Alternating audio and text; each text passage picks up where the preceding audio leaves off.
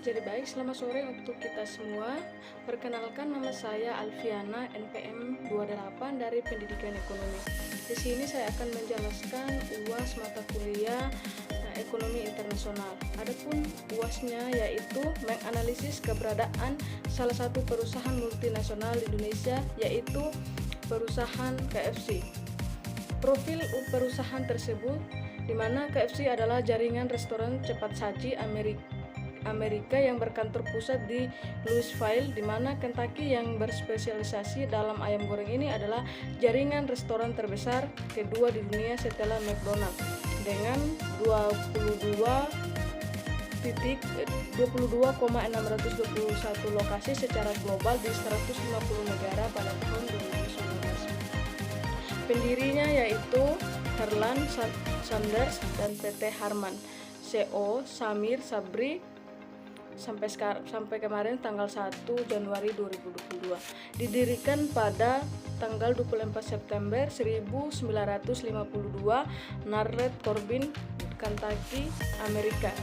Organisasi induknya yaitu Yum Brands, di mana kantor pusat terletak di Louisville, Kentucky, Amerika. Cabang terdapat 22,621. Kentucky Fried Chicken atau KFC salah satu restoran cepat saji yang hak eksklusif waralabanya dipegang oleh PT Fast Food Indonesia, di mana KFC merupakan pemimpin global dalam bisnis kategori fast food dengan menggunakan menu andalan daging ayam goreng.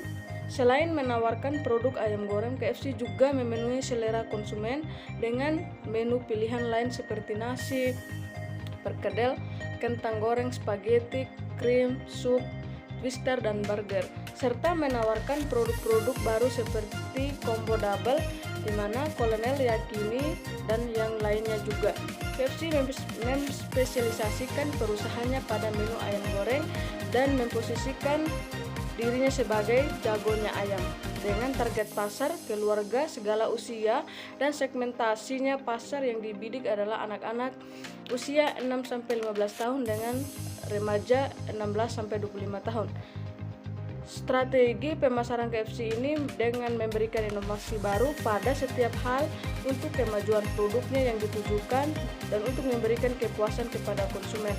KFC memberikan bukti pada konsumen bahwa perusahaan fast food ini tidak akan tergeser oleh beberapa perusahaan makanan cepat saji lainnya. Kalau strategi tergeser, membuktikan bahwa konsumen ini tergeser beberapa perusahaan cepat saji lainnya. Strategi pemasaran KFC yang dijalankan tidak sesuai, maka bukan hanya saja mungkinnya sudah dari dulu KFC kalah dengan pesaing lainnya. Adapun misi dari perusahaan KFC ini salah satu menjadi merek restoran cepat saji yang selalu menjadi brand nomor 1 di Indonesia dan mempertahankan kepemimpinan pasar dengan menjadi restoran yang termodern, terfavorit dalam segi produk, harga, pelayanan, dan fasilitas. Misinya tersebut adalah semakin memperkuat citra merek KFC dengan strategi dan ide-ide yang inovatif, terus meningkatkan suasana bersantap yang tiada bandingnya dengan konsisten memberikan produk, pelayanan, serta fasilitas restoran yang selalu berkualitas, mengikuti kebutuhan dan selera konsumen yang terus berubah. Strategi perusahaan untuk menjaga kepemimpinan pasar dalam industri restoran cepat saji di Indonesia selalu memberikan kepuasan, yaitu yang tak terhingga di wajah setiap pelanggan dengan strategi sebagai berikut.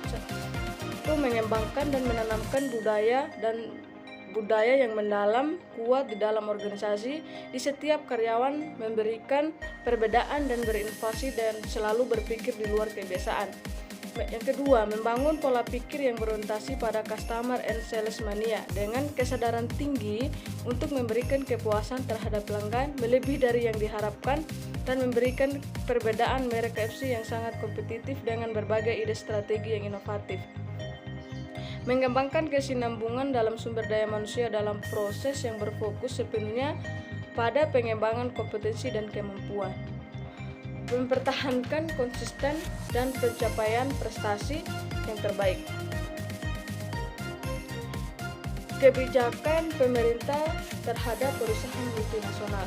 Keberadaan perusahaan multinasional dapat meningkatkan standar hidup sebagai ekonomi masyarakat dan memberikan masukan devisa bagi negara. Hampir 50% ekspor Indonesia yang dilakukan oleh perusahaan multinasional.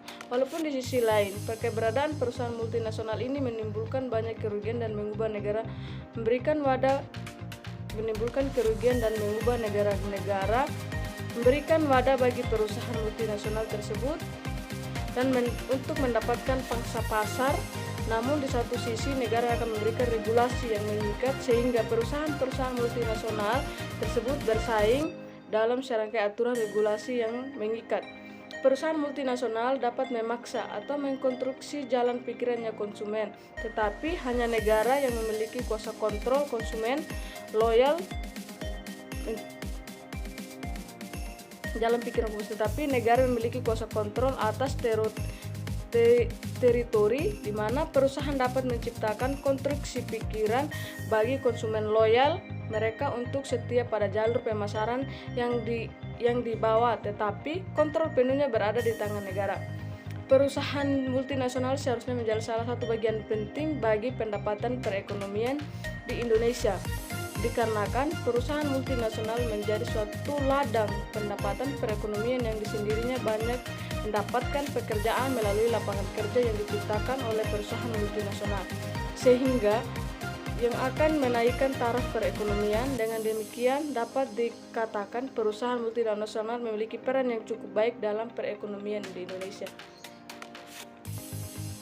Perusahaan multinasional di Indonesia memiliki pengaruh tersendiri terhadap perekonomian, di mana perusahaan multinasional mampu menciptakan hal positif dan menciptakan lapangan kerja untuk masyarakat Indonesia, sehingga masyarakat dapat meningkatkan taraf perekonomian dan memberikan keuntungan bagi negaranya. Salah satu berasal dari sektor pajak dan dapat dikatakan perusahaan multinasional memiliki kontribusi yang baik untuk perekonomian di Indonesia. Adapun perkembangan perusahaan tersebut di Indonesia, di mana keberadaan KFC ini mulai dikenal di Indonesia dengan dibuka di restoran KFC pertama pada Oktober 1979 di Jalan Malawi, Jakarta Selatan, dengan fokus Quality Service and Cleaning QSC, di mana KFC terus berkembang menjadi sebuah restoran yang cepat saji dengan mutu pelayanan kebersihan yang terjamin.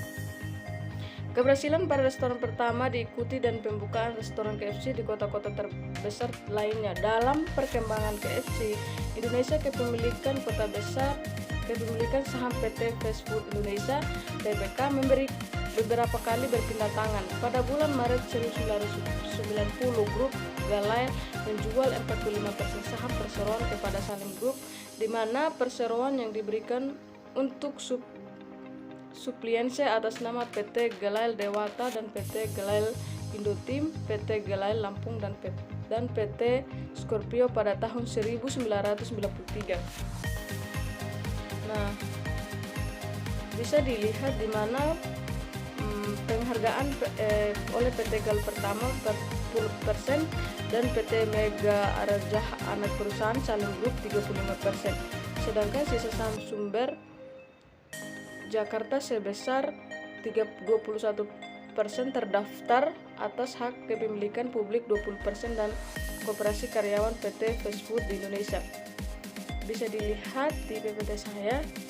Selanjutnya saya akan menjelaskan keunggulan perusahaan multinasional. Yang pertama, keunggulan perusahaan multinasional dengan kompetitor lainnya. Yang satu, kegiatan ekonomi utamanya biasanya memiliki investasi modal yang besar. Yang kedua, besar negara menikmati berbagai produk, layanan, dan fasilitas umum. Yang ketiga, memiliki lebih banyak pencipta lapangan kerja untuk masyarakat. Yang keempat, keuntungan keterampilan nasional dimanfaatkan secara efektif dan efisien. Berikut, teknologi semakin maju karena perusahaan-perusahaan ini memperkenalkan teknologi mutakhir ke dalam bisnis mereka.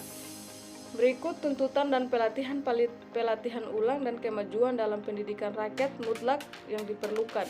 Hal ini pada gilirannya membantu memperkuat perekonomian negara.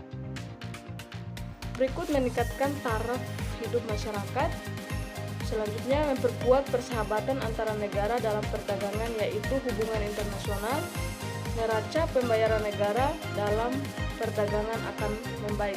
Demikian hasil analisis saya, di mana keberadaan salah satu perusahaan multinasional yaitu perusahaan KFC yang ada di Indonesia